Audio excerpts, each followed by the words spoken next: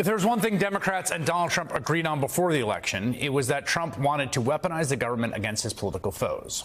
We're already getting a blueprint of how he might do that. Trump's toadies in the House just ginned up a criminal referral, basically spelling out how the FBI can use trumped-up charges to go after one of MAGA's most vocal critics, former Republican Congresswoman Liz Cheney. Trump received the message loud and clear, posting that Liz Cheney could be in a lot of trouble, effectively signaling that his choice for FBI Director Kash Patel, should he be confirmed, should target her come January. Democrats labeled Trump a threat to democracy during the presidential campaign. Remember that? We were all here. We all saw it. Trump won the election anyway, and now he's, guess what, acting like a threat to democracy, as they warned. And what I would say is Democrats can't just plug their ears and pretend it isn't happening now. Someone's going to say something, right? If Trump's FBI shows up at Liz Cheney's house to put her on a show trial. Sherilyn Ifill holds the Vernon Jordan Chair in Civil Rights at Howard University, where she's the founding director of the 14th Amendment Center for Law and Democracy. She previously served as the president and director counsel of the NAACP Legal Defense Fund, and she joins me now. Let's start on this, on the explicitness here of this these machinations. I mean, he pledged during the campaign. He said in an interview on NBC he thinks these people should be in jail. This was teed up by Republican allies in Congress. Now he's, he doesn't have to actually write a memo or call Kash Patel silently. Like, it's all there for all of us to see. Yeah, and he said in an interview that, I'm not going to tell them to do it, but I think they have to look into it, right? So we know what Trump's intentions are. And I think you hit the nail on the head earlier, Chris. Trump has not ceased to be a threat to democracy because he won the election, right? He is actually more of a threat. And I think I understand the difficulty that the Democrats are having figuring out how to go forward and how to navigate this landscape. It is difficult, but it is not going to be effectively navigated by pretending that Trump won an election and now we all come together and make things happen. It also won't work to pretend as though this is Trump's first term. Too much has happened since Trump's first term. January 6th happened. The January 6th hearings happened. But most importantly, the Supreme Court happened. And the Supreme Court told the country and told Donald Trump that nothing that he does while he is president, except for the most extreme activities on the outer edges of his executive power, can be criminally prosecuted. And most importantly and most frighteningly, they suggested that even anything he does with the Department of Justice, that he is essentially over the Department of Justice in very explicit ways. And Trump understands now that he has full authority and power, that he won't be held accountable. And where there is impunity, there will be excess. Mm-hmm. And the question is, how are the Democrats going to deal with this? How are they going to talk about it? And how are they going to deal with it? Yeah, one thing that's been interesting is there's this debate happening, right, about how to deal with Trump, right? And it's a debate in some ways the contours are familiar to other debates I've seen after George W. Bush won in 2000. Famously, Ted Kennedy worked with him on his signature piece of legislation, which was the No Child Left Behind Act, right? So they thought, okay, well, he won. We're gonna meet him halfway. Mitch McConnell took an opposite tack when Barack Obama was elected, right? We're gonna resist. What's striking to me is that all of that is on one axis, like, oh, what should we do about the bills? Then there's like, well, what are you going to do when he starts prosecuting people? Like, they're just on different axes. And whatever conversation's happening here feels like removed from this one, if that makes sense. Well, in a way, I think what the Democrats should be doing is on the bills, they should be talking directly with their counterparts, which are the Republicans in the House and the Senate.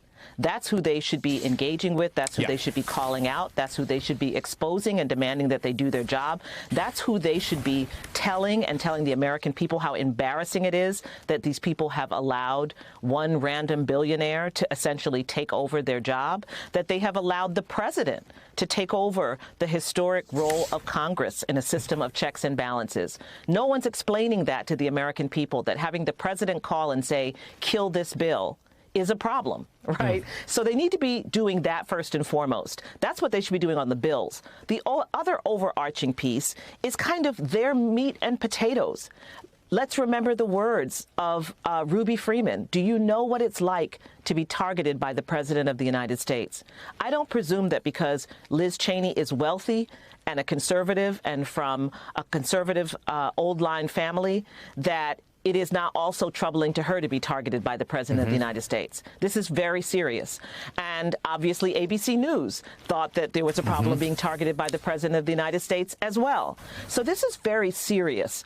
And Trump is going to unleash what he said he was going to unleash. He is not satisfied by winning. That is not what satisfies him. He needs to know that his critics are frightened of him. And so nothing that you say now, we're willing to work with him, and all of these nice statements that you could make about a George W. Bush, and you could find policy practices that you agree with. Trump wants to close the Department of Education. Trump wants to weaponize the Justice Department. Trump wants to fire black generals and others who support diversity from the Department of Defense. These are not things that you can work with him on. So Trump is who Trump is. And in addition to the things that he believes, he's also incredibly vindictive, and he now has the power to carry forth his appetite for vengeance. And the Democrats need to array themselves as the protectors of the American people, as the people who are explaining to the country that this danger exists, and who are vowing to do everything in their power to protect ordinary people, whether they are journalists, whether they are ordinary election workers, whether they are people who criticize the president in their writing or in their speeches, that they are going to protect our democracy by ensuring that we still live in a country where the citizens have the right to criticize those in power. And I'm not hearing any leaders in the Democratic Party speak to that.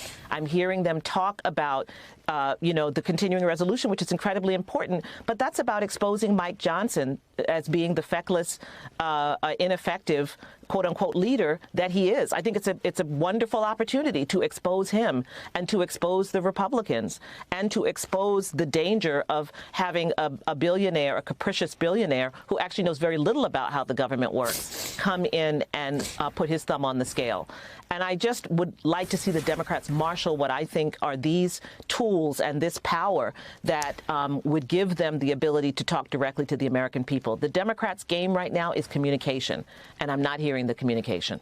Yeah, I mean, public communication and public opinion are kind of everything at this point. I saw polling today, to your point, that asked people, the Washington Post, we had it earlier, I don't think we have it now, but, do you approve or disapprove of Donald Trump going after journalists, prosecuting journalists that wrote things he didn't like, and it was 88% disapprove. Like, the core civic commitments of this country are, it doesn't all change overnight.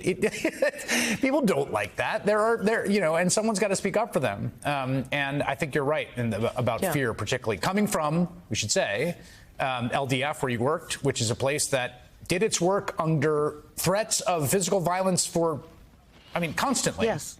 And people did the work they had to do. That people don't understand that. Yes, that civil rights organizations and others, everyone is frightened. There's nothing wrong with saying that you're afraid of retaliation and violence. There's nothing wrong with that. No. But we press through and we do the work anyway. Right. And it would be really great if the leadership of the opposition party would make clear that they stand with those who are nevertheless going to do their job as journalists, as lawyers, as activists, as ordinary citizens who have the right to speak truth to power. Sherrilyn Ifill, always a pleasure to have you. Thank you. I appreciate it.